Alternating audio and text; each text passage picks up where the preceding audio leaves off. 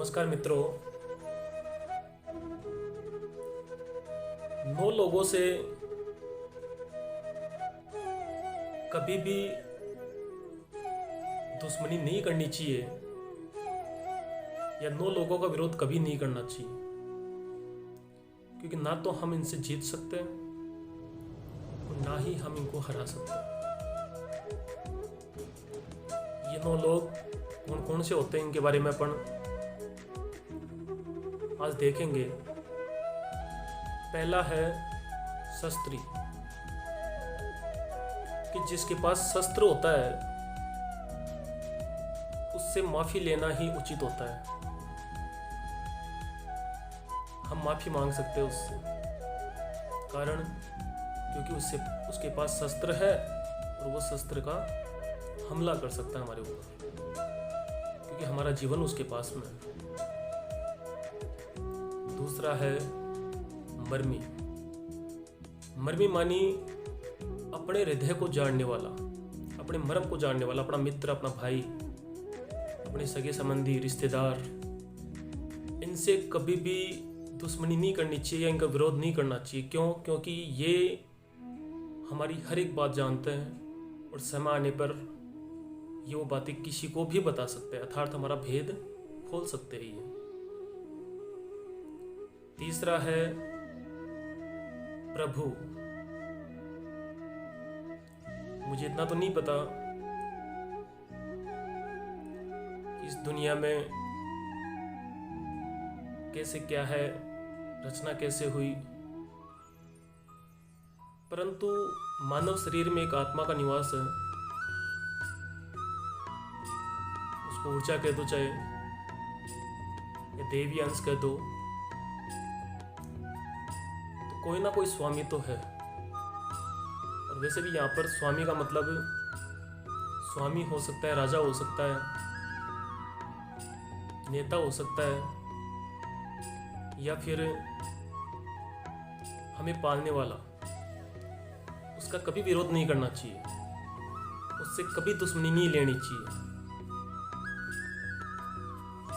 ये हो गए 3। पहला है शस्त्री, दूसरा है मर्मी, तीसरा है प्रभु और चौथा है सबसे मुख्य सठ, मूर्ख। नीच इंसान से, मूर्ख इंसान से कभी भी दुश्मनी नहीं करनी चाहिए। क्यों? और किसी विद्वान ने कहा भी है कि बुद्धिमान से दुश्मनी अच्छी है, परंतु मूर्ख से दोस्ती कभी अच्छी नहीं है। यदि इन दोनों में आपको एक को लेना पड़े तो आपको बुद्धिमान से ही दुश्मनी ले लेनी चाहिए, बाकी मूर्ख से दोस्ती नहीं करनी चाहिए, क्योंकि वो आपके किसी काम का नहीं है। आपको अनगरल गलत कामों में लगाने की सिवा। मूर्ख है वो, उसको किसी बात का पता नहीं है। 5वां है धनी, जिसके पास धन होता है, उससे भी कभी दुश्मनी नहीं करनी चाहिए, कभी उसका विरोध नहीं करना चाहिए, क्योंकि येन केन प्रकारेण हम जिस समाज में रहते हैं उसमें धन का अति महत्व है। चाणक्य नीति में भी कहा गया है, नीति भी यही कहती है कि धनवान का विरोध नहीं करना चाहिए। वैद्य, वैद्य मानी डॉक्टर। हम किसी डॉक्टर के पास जाते हैं, वहां पर दिखाते हैं, और वहां पर दिखाने के बाद हम किसी कारणवश या किसी समस्या के कारण या वहाँ पर अस्पताल में जाने के बाद यदि किसी डॉक्टर से, किसी वैद्य से यदि अपन लड़ते हैं तो ये भी गलत है। उनसे कभी दुश्मनी नहीं लेनी चाहिए, क्योंकि डॉक्टर भी एक ईश्वर स्वरूप है, अर्थात स्वामी है। वो ईश्वर के रूप में आकर वो हमारे जीवन को बचा रहा है। बंदी मतलब शस्त्री, मर्मी, प्रभु, शट मानी मूर्ख और धनी, वैद्य और बंदी। बंदी मानी कि जो इधर की बातें उधर और उधर की बातें इधर करता हूँ। ऐसे व्यक्ति से भी कभी दुश्मनी नहीं लेनी चाहिए या उसका विरोध नहीं करना चाहिए। नीति कहती है ये बात।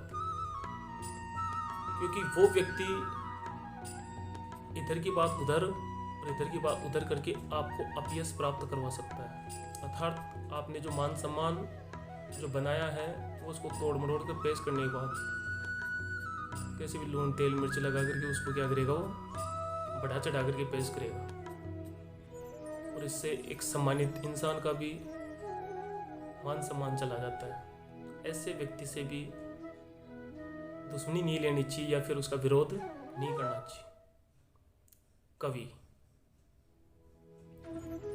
कवि समाज के उन चीज़ों का अध्ययन करता है जो चीज़ें आत्मा, बुद्धि आदि से जुड़ी हुई होती है।